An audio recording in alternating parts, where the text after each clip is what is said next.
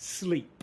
The second thing I want to talk about this week from a lifestyle perspective is sleep. Again, something that a fairly high proportion of people I know struggle with or perhaps don't get as much as they'd like. I know overall I don't get quite as much as I might ideally like, but I have put a number of things in place to maximise how much I get, which have worked for me and have worked for a fairly high proportion of people I know who've tried them.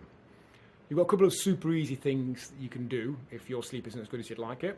The first is to fit blackout blinds, to make your room literally pitch black. And when I say pitch black, if you can stand in your room in the middle of the day with your blinds or curtains closed and not see your hand in front of your face, it's black.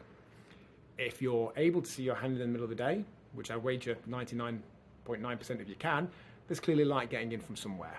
And there is a lot of research that shows that light, whilst we're attempting to sleep, can affect both the amount of sleep we get and perhaps more importantly, the depth of it. We may end up getting the exact same amount of sleep as before, but when we make our room completely black, if we just get a little bit more REM deep sleep that benefits our recovery and aids how we feel the next day, it's a super easy win. It's a one and done.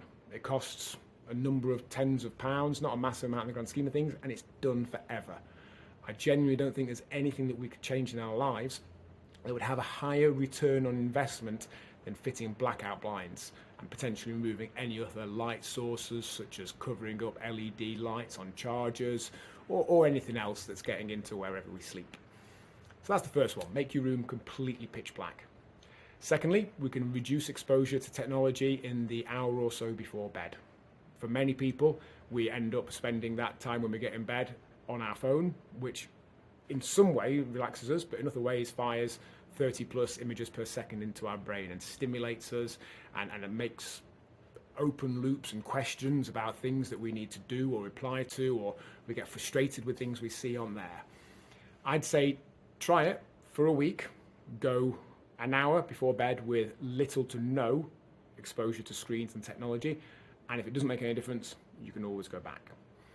Another thing you can do is to have a system to get out of your head all the things that run through your head at night, if that's what's keeping you up.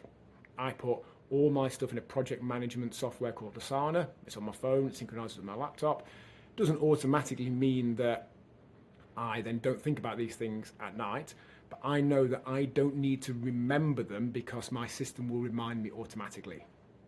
By minimizing how much stuff is kept in our head and putting in a trusted system, if only by 10 or 20%, we maximize the chance of us getting more and or deeper sleep. And finally, one thing that's worked well for me and for many people who've tried it is to have a magnesium salt bath shortly before bed. Simple, run a bath, put some magnesium salts in it, have a soak, and I'd say 80 to 90% of people I know who've tried that have reported significant benefits to the quality and amount of their sleep.